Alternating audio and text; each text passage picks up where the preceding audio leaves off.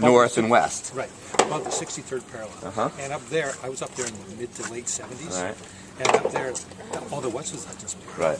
And you could go into the Hudson's Bay Company, and it was everything to everybody. Right. So they still, I don't know if they still do trade in furs. Is that still legal tender? No. It was then. Right. So it's in the mid-70s, mid-late 70s, right. And so you go into the Hudson's Bay Company, and to one side was the furrier area, and there was racks of links and all that, and the prices on the wall, what they were paying, and it was changed. Like it was almost like the stock market. So they come in and they sort of look at, well, they wouldn't come in today because link was down, or whatever, right? But there was all these racks of pelts and whatnot you could buy. And if you went into the housewares section, there would be like the old washboards, still for sale, and they say Hudson's Bay Company, and it was just, you felt a part of Canada. You know, I mean, it goes back so far. And with the Hudson's Bay blankets, the 2, 3, and 4 stripe blankets, they were everywhere. I mean, like it was, and people had them made into coats and pants, and just it was just a huge part of what was going on. The 30-30 Winchester action bush rifle was not locked away somewhere. It was up on racks, just like you could buy. Well, there's the shoes and a 30-30. That's pretty cool. And and the stores that you were in, they were called the Hudson Bay Store, or was it called the Bay, or was it called, what were they calling them in the mid-70s? I think it was still the Hudson's Bay Company. Right. And there was a Those were trading posts then? Yes. Right, so the people would come in and they'd trade furs, and they'd be able to buy, use a credit and buy blankets and buy home goods and all that. And the other interesting part was the food component, because it was the grocery store too, right? And the butcher was always from Scotland. Do you know anything about this part of it? No. So and this goes way back into like probably the beginning of time. The only skilled guys they could get were out of Britain and Scotland. So they were, all the butchers were always Scottish.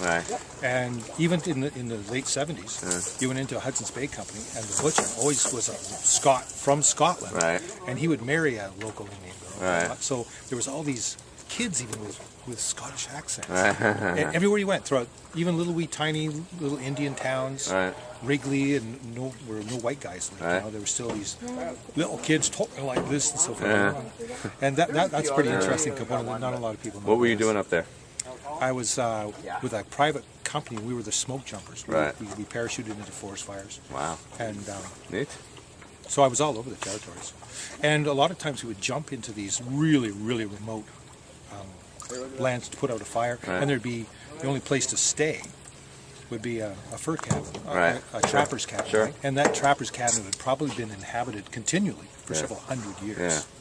And if you went in, there would be the Hudson's Bay Company. There'd be blankets and whiskey and everything. And all the boxes that were nailed to the walls, the wooden boxes, that was the shelf and all that, all said the Hudson's Bay Company.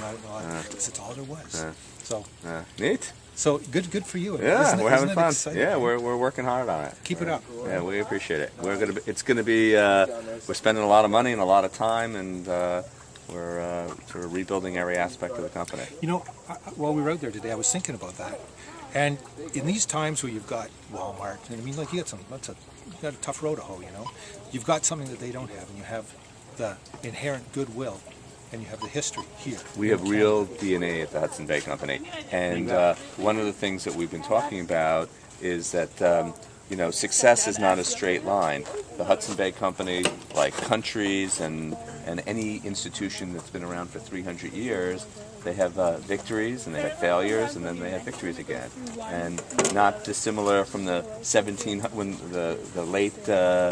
early late 1600s into the early 1700s, when the Hudson's Bay Company lost their York factory to the French for 16 years, and then they got it back again. So the fact that Walmart's invaded and put a hurt on the company doesn't mean that we can't change our business plan and rebuild our stores and renovate and be stronger than them and grow and do all kinds of exciting things. It seems that in Canada, with the Hudson's Bay Company's history, I bet you if you talk to the average Canadian, they don't know a lot about it. And so your job is to re-educate. I mean, to really educate, because it is an important part of the history of this country.